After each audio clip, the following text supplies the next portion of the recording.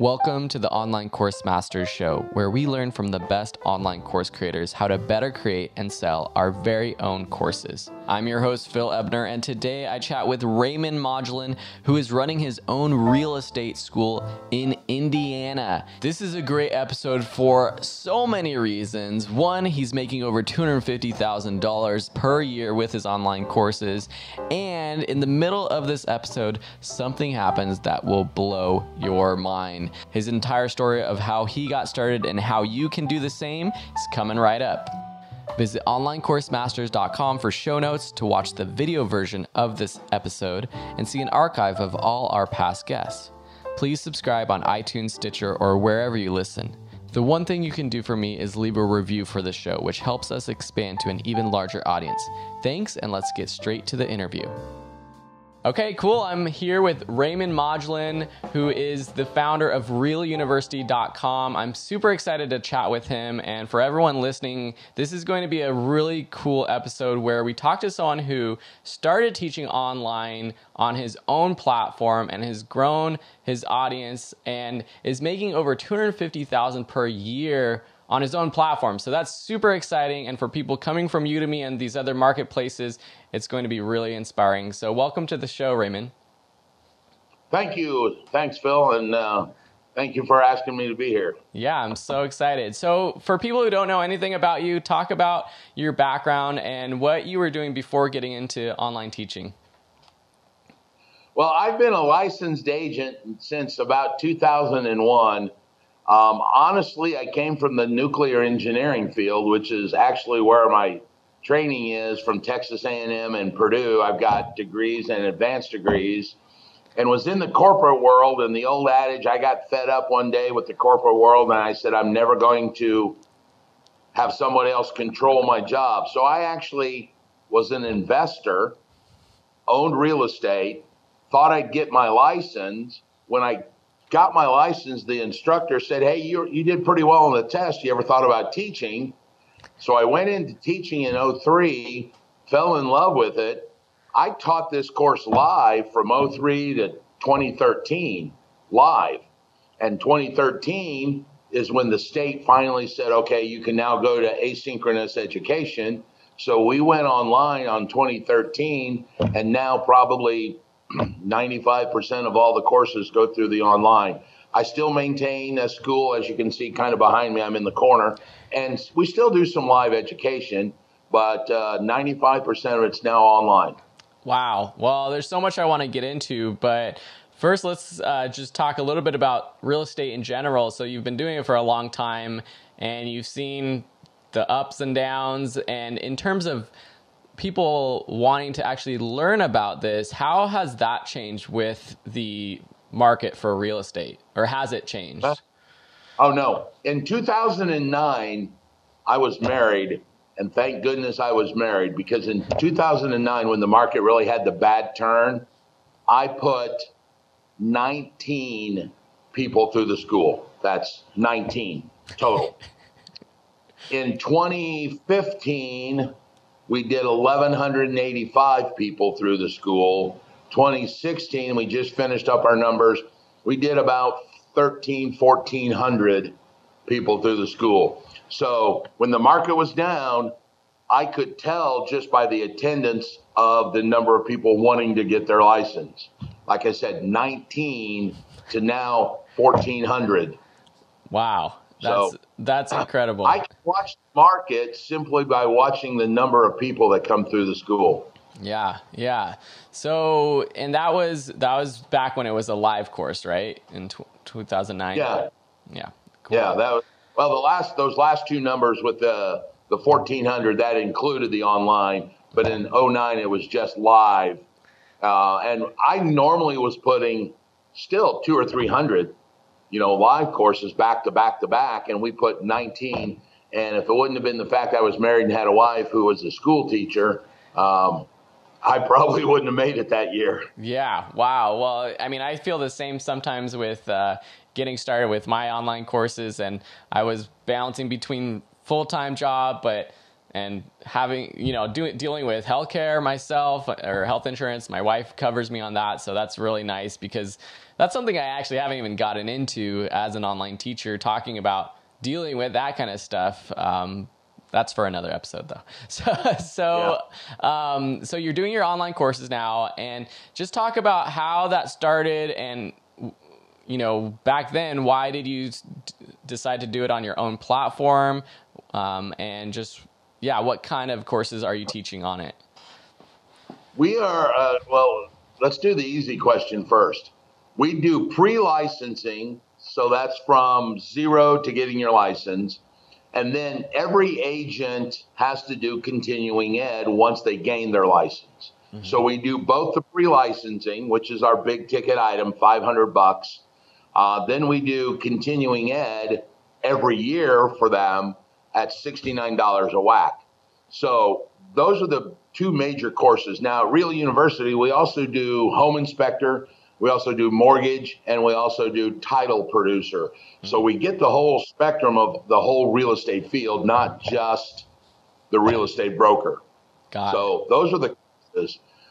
I went online. I've always been a techno geek. In the Army, I was a computer programmer, so I understood the computers, and I knew that was the direction it was going to go. So when the state opened up and gave us permission to teach asynchronously, Real University was the first one in the state to actually get the permission to teach a course live.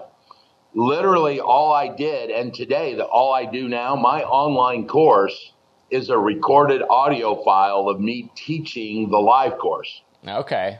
So I tell people, I said, when they go, well, I don't do online. I'm like, well, my online's different. I mean, you hear the same stupid jokes, you hear the same examples, you hear students ask questions.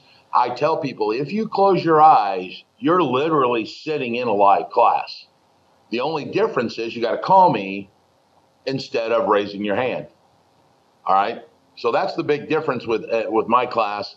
And it immediately took off in the state, mainly because, and here's my theory, very few people ever grow up saying they want to be a realtor. They want to be a fireman or a cop. So 90% of all the people that come through the school are doing another job or retiring out of a job. So it's very easy for them to go, oh, I'll do the online because I can do it at my pace. Mm-hmm. I can do it at night, I can do it at weekends, I can do 2 in one day, I can skip several days. Where the live course, we have a brick and mortar building, runs just like a school would. You'd be here 9 to noon, we go every day for 6 weeks. Very few people can meet that schedule. So the online has gained tremendous popularity from those people that are switching careers.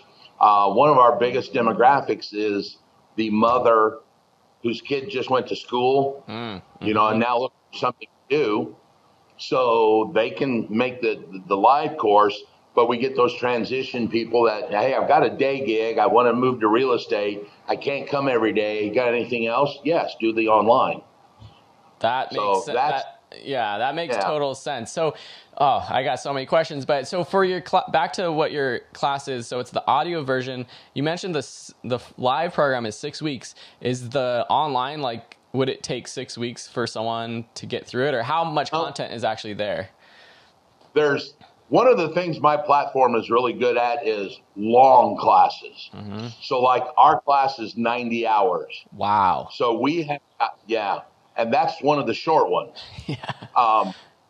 Our class is broken into 30 3-hour classes. Now, that one class may be 5 or 6 audio files or 7 audio files, but each class is considered 3 hours. Title work, 1 class. Mortgages, 1 class. So that allows somebody to sit down in a 3-hour increment, maybe do title work, and then skip 4 or 5 days, go back on Saturday, do their section 2. So the reason it takes 6 weeks is if we go 3 hours a day, 5 days a week for 6 weeks, that's the state mandated 90 hours. Got it. All right.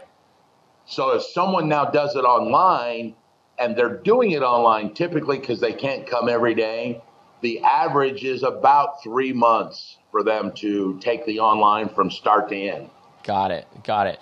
So with the state, this is something I'm really curious, and people who maybe do real estate in other states are wondering about starting. How does that work with the state? How did you get permission, and what could you teach this without permission, or what would that look like? Every state has a commission, a real estate commission, which dictates the requirement to sit for the state exam. Let me give you a couple examples. If you want a Series 7 license, which is a stockbroker, you literally could walk in tomorrow, Phil, and take the test and pass it. Now, bar exam. You can't take the bar exam without the college degree. All right? So in Indiana, you cannot sit for the state licensing exam without going to an approved school. Got it. So there is no unapproved schools because they would not have the certificate. So typically a student, we got approved by jumping through a bunch of hoops, and we had to submit our floor plan, and they had to come and inspect the building and our courses and our book and the quizzes.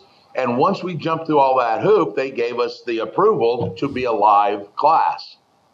Then when they went to the asynchronous, we had to submit everything again, and how we could mandate, or how do we control that we make sure that they're actually watching for 90 hours. That's the hard part, is to make sure hit play and walk away. So how do you do that? Well, that's where our own system comes in. You know, we have created a system where we overlay an audio file with like a PowerPoint, and every time the PowerPoint transition happens, the audio file stops, so it requires an interaction from the student. So that may happen every 40 seconds to 2 minutes. So theoretically, I guess somebody could hit the play and get up for 2 minutes, but they're going to have to come back and hit it again. Right. So that's how we have done that. And that's entirely, I mean, it took us, there's 3 of us here. It took us, I don't know, a month to create this course. Wow. I mean, after we already had the course. Yeah, just to set it up on your own platform. Yeah.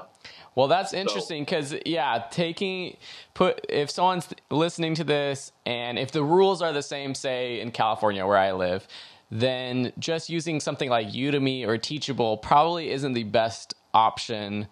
Well, Udemy is its own other beast, and I don't think a real estate course, one that's like approved, would even work on Udemy.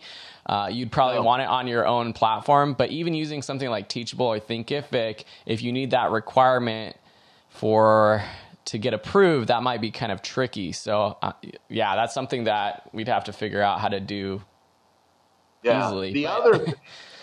I mean, we haven't even got into the whole hard part yet. Yeah. I mean, there's all kinds of other stuff. For instance, there's multiple tests. They have to score certain scores on multiple tests. We have truly automated the whole system. Theoretically, and I guess really, I have met people, and this kind of sounds bad for me, I have met people that said, hey, I went to your school. And I'm like, oh, nice. Don't know who you are. Because we have got the system down now where they can register, pay, take the courses, take the 3 exams. The system recognizes that they did, in fact, meet the passing criteria, and will allow them to print their certificate on their own without ever coming in or setting foot in my school. So the good thing that it's done now is open my geographic range. When it was just live, people would say, well, I don't want to drive 2 hours to come to a live course. Now, if you're familiar with Indiana, we're in Indianapolis, which is dead center. I mean, I get Fort Wayne, I get Louisville, I get in Chicago people, because with it being online, everything is done for them online. We monitor their quizzes, we monitor the tests, we print their certificate, we take their money, we check to make sure all of this.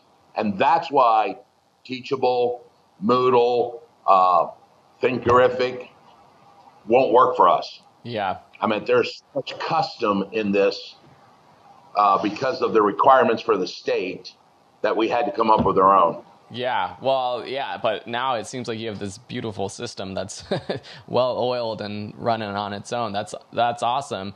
Are there other people now that have gotten into this game in Indiana that you're competing with? Yeah, there are actually only 9 schools in the state that are approved. Of those 9, 7 of us do online. Mm-hmm. All right. So it's the same 7, but here's the good thing. The continuing ed piece we do every year. There are 62,000 licensed agents in Indiana, and there are obviously probably another 6 or 7 coming in every year. And I'm getting a portion of those. RECP is getting a portion of those. It's just now it's all boiling down to how well my SEO guy is getting my name out so that Chicago knows Real University. Yeah. That's been the key right now. Well, I really want to get into that and how you're promoting it and how you grew it. But let's step back a little bit right now and just talk about going from selling your live course to 19 people to today and now having this online school. How just has online courses in general changed your life? I mean, it seems like, I don't know how much you were making before, but it seems like you're making a lot of money now, and it seems like something that would be pretty awesome. Over the last, I've got a graphic I can send you. I don't know if I can pull it up. The last 36 months, I'm averaging a little over $17,000 a month in tuition. Drastically has changed my life financially and has lowered my number. I now only teach 4 live classes a year, 1 a quarter. Mm-hmm. So I teach those 90 hours. And then most of the day, I either am building new courses for the continuing ed, or I'm trying to expand the LMS system. Or now I'm thinking, like you and I are probably talking, is trying to find other companies that need this LMS system that might it be right for them. But it's so intense that I don't know who would want something this heavy.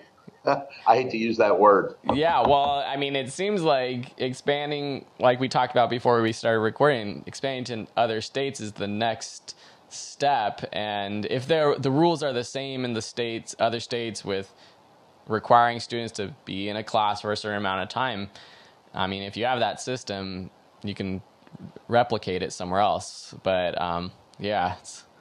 We've showed this system to one other guy, and we showed him, and I don't want to say patent pending because I don't think it's anything like that. But when the guy saw this one piece, he's like, well, that's well worth the price of admission right there. That ability to control their time so that they have to be dependent and can't walk away and let the YouTube video play, which we know you can do, or scrub through the YouTube video, or all of that. This requires interaction every 30 seconds to 2 minutes. Yeah. So that forces them to be in front of the computer, hear the information, and that's how we mandated to the state that they are, in fact, getting their 90 hours, and the state accepted that. Yeah.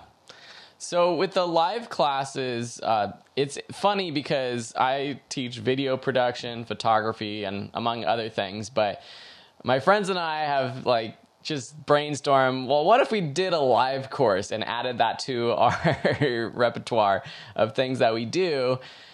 But listening to you, it makes me think, well, why would I even do that? Because it's so much more time intensive and it seems harder to promote. What's the difference for you between the two?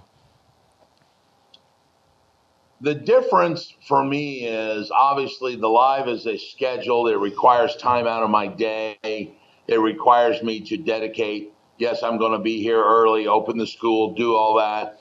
Whereas the online course, I wake up in the morning and, sold 2 online courses. And it's beyond me who wants to register for real estate at 3 a.m. in the morning, but we get it.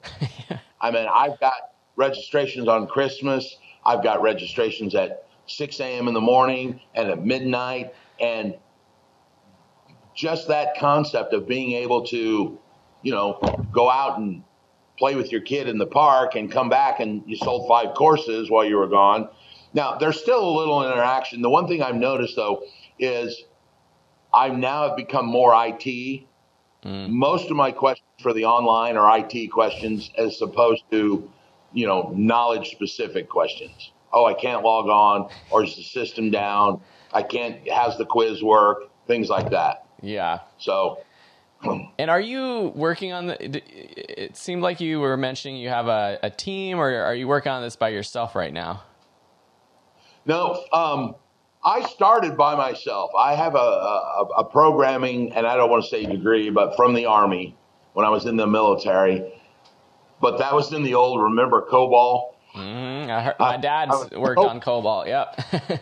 Well, I'm probably the age of your dad. That's why.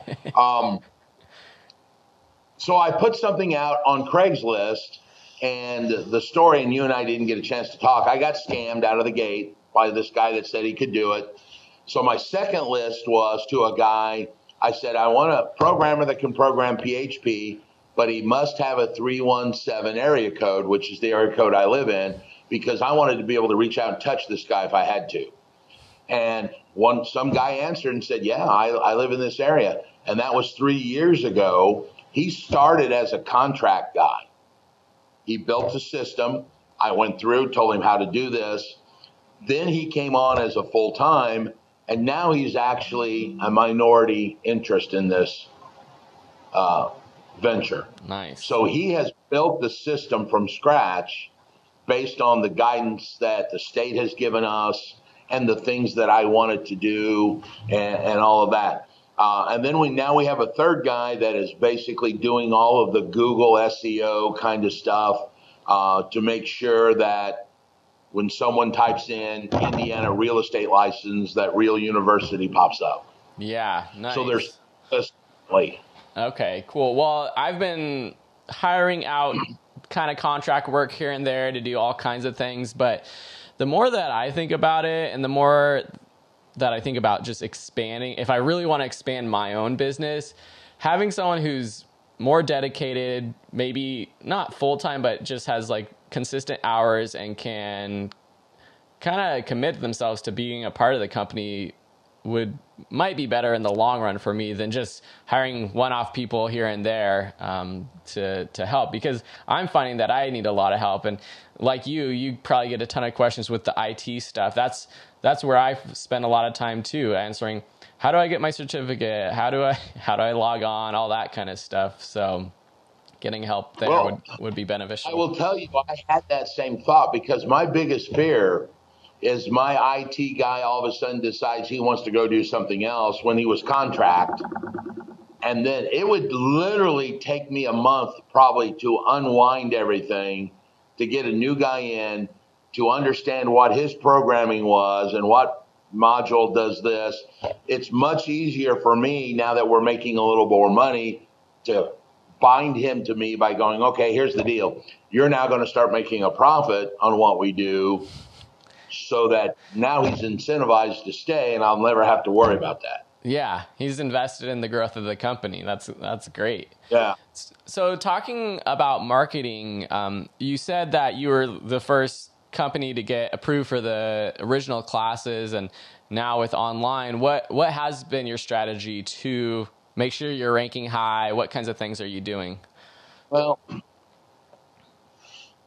the strategy currently is I've got a guy named Anthony who's into this SEO black magic mumbo that I don't really all get with the keywords and does all that. Prior to that, let me say that I've got one niche. The fact is, because we are a licensed required school, meaning we donate a lot or generate a license. If you were to call the state real estate commission and say, hey, I want to get a license, they would send you a list of all the 9 schools, and I'm on that list. So my biggest marketing component is actually the state itself, because they just freely tell everybody, here's the courses, here's the classes, go to one of these. And then, of course, they always call and go, okay, what's your hours? How do you do this? What's your price? So a large component, and we track where the student comes from. Mm-hmm. We ask them, commission? Was it a Google ad? Was it a Facebook ad? Was it a YouTube ad? Are you referred? And now the one thing though, with me being now teaching both live and online for 13 years, about 45% to 50% of my people are return students or referred by someone else coming into the business that went, hey, I went to Raymond, go call him and he'll take care of you. Oh, that's perfect. Yeah. Yeah. Are you enjoying this episode? We hope you're learning to become a better course creator. If you want to fast track your success, get the free 7-step guide to success at onlinecoursemasters.com. Now let's get back to the show. So you mentioned ads. So you're doing Facebook ads, Google ads, YouTube, those kinds of things? We just started YouTube. We've been real big in the Google AdWords since Anthony's been here. And Anthony's been with us now about 10 months. So prior to that, we didn't do really anything. And since Anthony's come on board, we have now seen a dramatic increase in just the Google search that has come over. And I would say our cost of acquisition for a client now is somewhere around $3. Wow. So and you're selling the course for how much? $499. Oh man, that's making some people drool over here listening, I'm sure. I also got a $40 book in there too. Okay, cool. Wow. Well, that. Yeah. The overhead for the course online is about $50, and we're selling it for 10x. Wow, that's incredible.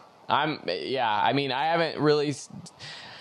Well, you have this niche with real estate and being in like a licensed field. That's kind of maybe harder in some sense to do, but also you can sell it for a higher price and get those margins compared to just the skills-based learning that I'm used to on places like Udemy or Skillshare.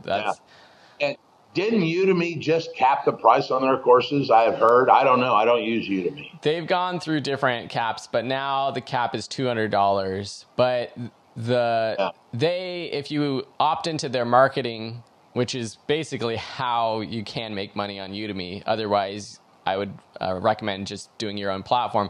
They're discounting courses to $10, $15, $20 almost all the time. So that was one of the things I think I heard on one of your podcasts when somebody said they were making $300 or $400 a month on Udemy. And I'm like, oh, I'd have to shoot myself if I was making that. No.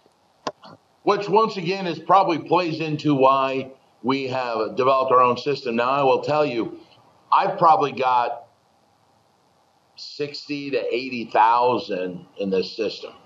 Oh yeah. By the time you hear the original price I paid the IT guy and now the hourly that I pay him and that, you can easily say that if you went from dead zero to where we're at now, you're probably 60 to 80 grand in.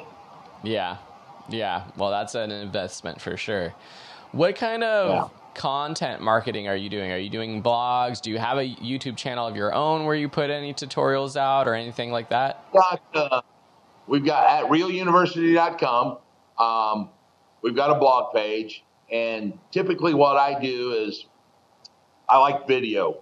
So I'll do 8 or 10 videos with Anthony, and then he'll just drip them out every 8 to 10 days. We do have a YouTube at Real University. If you just go Real University on YouTube, you will actually see some of the courses because we used YouTube for a long time as one of our delivery methods. Our LMS uses video, audio, text, and this new system we got called presentation. So if you go to YouTube, you actually can see the course. The problem is you don't get the certificate. And that's truly what people are paying for, because to sit for the state exam, you need my signature with my code number on it. So the reality is I could put a lot of this stuff in front of the paywall if I wanted to and just charge the certificate, because that's the key component in this system that they need. Interesting. That's really interesting. Yeah. I mean, that's something I want. Do you know how many people Are there any people that you can tell come just from YouTube and finding a video of yours? Well, I hesitate to tell you the number because we've just put our true first Facebook marketing out, and it's like 4. And I mean, literally just did. Up until now, it's been Facebook was where I started. Anthony came along. He structured all the Google stuff, and now he's working on YouTube. So the one good thing I will say is all of those ads have a high rate of success. Most people don't click through to our site until they're ready to. So, we can follow 4 clicks from YouTube has turned into 4 sales. So we can say, well, it's 100%, even though it's only 4 clicks. Very few people would click, sign up on our site and never buy. Being a high-ticket item, they pretty much know they want to get the license before they even come to our site. Yeah, right. We've got a real high percentage of click-through, 80, 90% on Facebook ads. Now we've got 100% on YouTube. But I equate that to, like I said, very few people shop the school. Yeah, that makes sense. Something that we were talking about before we started recording was, and this can probably be translated for people who are in other licensed fields, how did you go about creating a course on real estate for Indiana versus just general real estate? How does that work for the different states? Well, every state has their own commission. California has one. They dictate how many hours. So the good thing is where you guys might, for whatever course you're doing, you have to come up with, well, what do I want my student to know? What do I want it to learn? The good thing is the state literally says, here's what you need to know in Indiana. And they gave us a spiel and said, these 8 pages of outline have to be covered. So we went out and found a book that covers all those things, set it part of our permission to get authorized. We gave them book and they said, yes, we approve that. So the commission said 90 hours, here's the outline. So literally, I didn't even have to come up with the outline. They want 3 hours title work and 8 hours on this. So it just became a method of take their outline, flesh it out with this book that we use. And it's been the same outline in essence since 2003. Now, there's been one little change in 2014, but other than that, your commission will do the same thing. I could petition right now and say, I want to open a school in California. They would send me an application. They would also then send me, here's our outline. I would then have to send back how I do that outline, and they would, say, okay, there you go. Now you have a license to teach. Just follow this outline. That gives all the California people what they need to know for our state. Then each state has its own separate laws. So Indiana's got rules. Illinois may have a little different rules, things of that nature. And then if I want to move to another state, which you and I kind of have talked about expanding, the general body of that would just go along. Now, you may have to alter it. For instance, Illinois, I believe, is like 75 hours, where ours is 90. Same topics, you may just have to pare down, instead of 2 hours, I want 1 hour of this. Then their laws would be a completely separate. When you take the state exam, you take 2 tests. You take one on general body and then one state specific. All right. So in California, you would take general and a state specific. And we would just change the state laws. Got it. Have you thought about, or would it be a viable option for you to just take the general content and try to promote it as like a general real estate course, and then even before you go into different states, but try to promote it to other people in other states? Well, I have not, but at a first glance, I would say you probably would not get the approval from the commission because part of that course, part of our 90 hours, 10 of it is state laws. So if they say if you want to be approved, you would have to teach X and Y that equals and that Y would be a state law portion. there would really be no benefit in anybody taking the general body, because they would still need the state portion from somewhere. Got it. Yeah, that makes sense. So as you're expanding to, or thinking about expanding to other states, we kind of talked about how you're looking at other companies in Chicago who might be doing this already and kind of using what they've done to expand. Are you thinking about purchasing already taught courses and selling them through Real University, or are you going to just take the curriculum and then reteach it yourself via an online class for these other states? Well, the concept that I've got right now would be to buy an existing school, and if there's one out there for sale, get a hold of me. Buy an existing school that already has their curriculum developed. We would leave that in place, and then on top of that, add our system and record a live course and almost mirror exactly what we're doing in Indiana, only it would be an Illinois course or an Ohio course.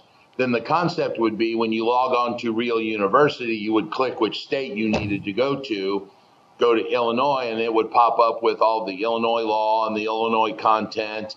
The Indiana would be the Indiana content.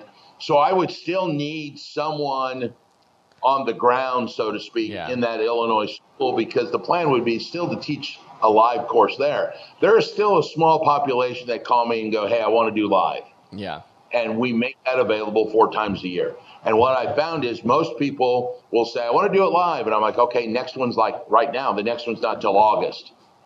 So I get people go, I don't want to wait. Okay. Then I explain, hey, our live is online, or our online is a live course, yada, yada. Okay, I'll try that. I have given people the option to do the online. If they don't like it, they can set in on the live course. Just transfer their registration, so to speak. And what's the price for the live course? The live course is $4.99. Our online course is a monetary value of $4.59. So there's a discount for doing it online. Wow. Well, and if they want, that seems like a pretty low price for a live course. That's 6 weeks. Yeah. People, believe it or not, I've had people ask me, hey, I've looked at you, I've looked at some others. Why are you cheaper? And one of the things I like to tell them is, I'm not really a greedy guy by nature. And there's really only 3 of us that I really have to sustain. So I can mark down, 50, 60, 70 bucks under someone else. And especially as you just found out, our profit margin is really high, that we can still make a profit and pay 2 other guys, even at the $4.99. I probably could go up to $5.99 and meet competitors, but I kind of like the idea, and I hate to say the cheapest, I'll go with the word most economical. Yeah. Because we don't have a high-end management. Me, Nino, Anthony, that's it. Yeah. Well, just thinking about this, I'm sure that you probably... Can I show you something? Yeah, show me something. Just while we were talking, someone registered. Since we've been talking, 2 people have registered for the course in the 43 minutes. I'm going to have to take this little clip from this show. For people who are listening, you can watch this on the Video School Online YouTube channel. I'm going to have to take this clip, and this is going to be why you should do online courses. We've got Raymond showing me a screenshot of $459 coming through PayPal for his class. That's amazing right there. That's awesome. Yeah. So obviously someone just bought the online. Now, the one thing I do that still does require me is I actually mail out the textbook myself. So I will put the textbook. So there is gosh, I guess I lied to you. There's another $6 in mailing. So we're about $50 all in for this. And so, I was going to ask, because you talked about how the online course is just the audio of the course, but then it sounds like there's presentations, they get the book. Is there anything else that they get through the online course? Well, I mean, we've got quizzes after every chapter that allows them to practice. We've got a couple of videos of me doing some specific real estate math about commissions and things like that. But because it's a live course, literally I tell the people when they call, I said, you can follow the book and the course follows right along. You'll hear me say, hey, on page 7, there's the chapter where, or the paragraph we're talking about. And then I'll go through. On page 9 is the chart. So they can literally sit with their book in front of their screen and listen to me talk just like you would a lecture in college. Wow. So they still do get a textbook. It's a 623-page textbook that comes with the course. Wow. And once we get this announcement that I just got, what I'll do as soon as we get off here is I'll put it in the mailer, put the label on it, mail it to the guy. He has access right now, so he can start listening to it immediately. And the book will be into him in 2 or 3 days. We send it first class, United States Postal Service. He gets it in 2 days. That's awesome. I think getting something physical also just makes the whole experience, I don't know, just feel a little more full or something like that. I feel like they're getting a little bit more value from the course. Yeah, that tangible part, we tried to go to an online where we would buy from Dearborn online book and put it in the system. But I will tell you that little piece of tangible book that people hold seems to give the course, one, more authenticity, and two, it does make it feel more real that they're in a true class. So while it costs me a little bit more for the printed book as opposed to an online book, I think the value that it extends to the student is well worth it and tremendous. Yeah. It's just a matter of, there are days like I may buy a course, somebody will buy a course on Saturday. Oh crap, I got to run to the office real quick because I didn't bring any books home. Grab a book, put it in the mail. Yeah. So. Well, that's awesome. Well, I'm just thinking about all the expanding to other states, and I'm sure you're seeing the numbers, rolling your head like, man, like if I could just expand to a couple more states and multiply my revenue. And I'm wondering, like, do you know, like, I don't really know anything about Indiana versus Ohio or Illinois, but I'm sure California, there's a bigger market for realtors, but also it might be more competitive. Do you know how other states line up in terms of that? I mean, you said there's only 9 or something schools in Indiana. There's only 9 in Indiana. I will tell you that at my first glance, I looked at Florida, and Florida's market obviously is booming right now, but I know of at least 22 that I counted when I was doing my search. So obviously, I feel that I probably have a much better class. I have heard some of those classes where I get people that have come from other schools here in Indiana that are online, and they've let me listen to the guy. And basically, he's reading out of the textbook. And today we're going to be talking about title work. Where mine is more of, hey, how you doing? We're going to be doing this today, and up on the board, and don't forget. And on top of that, we haven't even talked about, I'm also a stand-up comedian. So there's a lot of comedy to keep it lively, keep people awake. But I feel that my product is probably really good.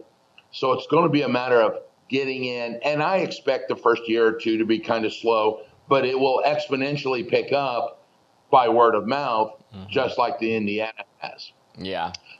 I pretty soon, the numbers that you and I talked about as far as sales, and I'm only doing like 7 or 8 or 10% at last calculation. When I count how many continuing eds I've done versus the ones that are out there, I'm doing 6,000 out of 62. So there's still plenty of room for me to just market better in Indiana and gain double that market share. I can double my income without even really going anywhere else.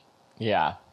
Wow. Well, you don't want to spread yourself too thin with all these other ideas if you can do that right at home. Yeah.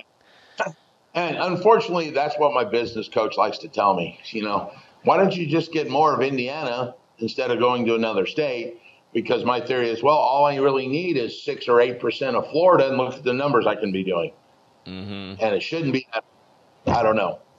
So I got just a couple more questions. One, I'm just curious. So you're doing the online classes. Are you doing anything in real estate yourself anymore, or is it just kind of teaching it now?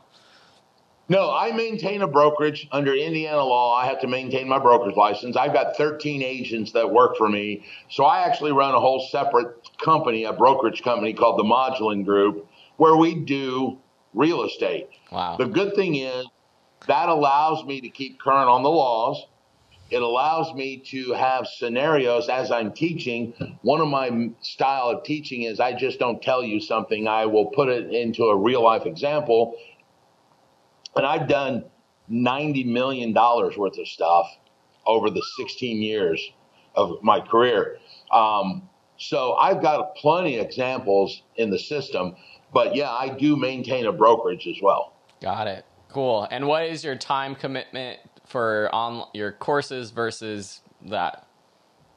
The brokerage is actually, I have an operations manager who actually does the day-to-day issues. Get this, I'm actually the training director in my own brokerage because education and training is what I really enjoy.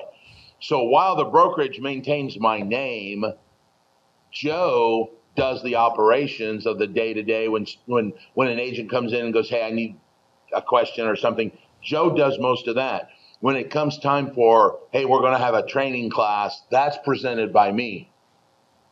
Now, the one good thing it does, I have had, and I get people that get mad at me all the time for this, I'll do a deal and somebody on the other side of the table will do something. I'm like, hey, man, you know you can't do that. Weren't you paying attention in class? Yeah. You got to disclose that, or you got to. So I get people that don't like doing deals with me simply because they're pretty much a stickler when it comes to the rules and how the system works. And, you know, they're go, oh, yeah, I thought we'd do this. No, you can't do that, man. You got to do it this way. Chapter 8. Don't you remember that? Yeah, that's good. So what's your final, or go ahead. I was going to, I guess to answer your question, I probably spend 70% in the school, 30% of my time is training my own agents because I have found a way to not be the go-to guy on the first level of inquiry from my agents. You know, I've got an operations manager in there as well. Yeah. Wow. Well, you're running a lot of stuff. Really cool. What's your final piece of advice for someone's listening to this, they're living in another state and they're thinking, man, I could do this. What's your maybe best advice or the first thing that they need to do to try to get into this? Oh, man, that's such a tough question. One of the things I would like to say, and I think you started down that road, but we kind of got off of it, was a career that requires them to maintain education. Something where there's a required CE. The problem that I have with Teachable, and it's not Teachable itself, it's people that put a class out on like, here's a class on, and I don't want to offend anybody by any means, but here's a class on, I don't know, how to swing a golf club. All right. There's really no end or answer. People could take it, they could leave it, they could stop halfway in between and go, who cares? But if my class gave them a certificate that they had because of continuing ed, and most every profession now is going towards something. Teachers have continuing ed. You know, my son works as a plumber. He's got continuing ed. If you can get a course where they have to have that goal at the end of completion, where your completion rate now becomes 100%. You don't get students dropping out because they need that certificate. Whatever field that is, the medical field, the health field, the real estate field, the mortgage field, anything where there is a need to complete the course, I think is probably a strong way to start looking at it. Yeah. You know, if you're a teacher out there and you want to teach courses so that other teachers can get their CEUs, financial planners have to do continuing ed, you know, so there could be a whole theory. And realistically, with my platform, I can literally take the content out, put new content in for the financial planners. So that's concept, of course, I don't want to spread myself too thin. That's what we were just talking about.